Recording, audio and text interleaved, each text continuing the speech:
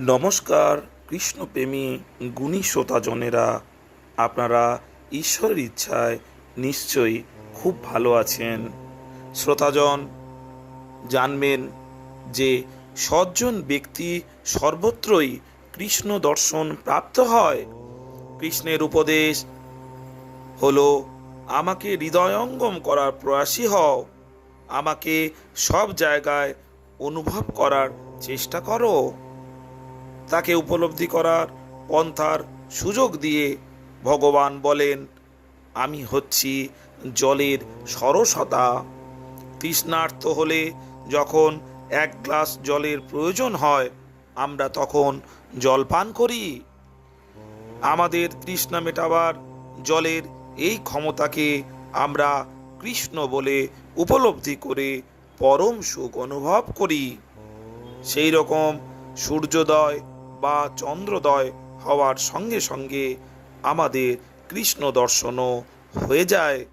কেননা কৃষ্ণ বলেন, আমি হচ্ছি সূর্যালোক এবং আমি চন্দ্রের আলো।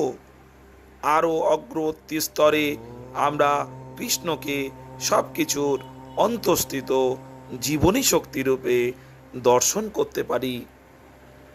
তাই কৃষ্ণ ভগবদ্গীতায় জানিয়েছেন, আমি ধরণীর আদি সৌরভ, আমি আগুনের দীপ্তি, আমি সকল জীবের জীবন এবং আমি তপস্বীর তপশ্চর্যা। আমাদের অস্তিত্বের জন্য সব কিছুই কৃষ্ণের ওপর নির্ভরশীল। একবার এই উপলব্ধি হলে কৃষ্ণকে হারিয়ে ফেলার আমাদের আর কোনো সম্ভাবনা নেই। ভগবদ্গীতায় ভগবান প্রকাশ করেছেন যে তাদের আদি, অন্ত এবং মধ্যবর্তী অবস্থায় সব কিছুই কৃষ্ণে অবস্থিত। প্রাকৃত ও অপ্রকৃত জগতের উৎস এবং লয়ের কারণ রূপে আমাকে জানবে।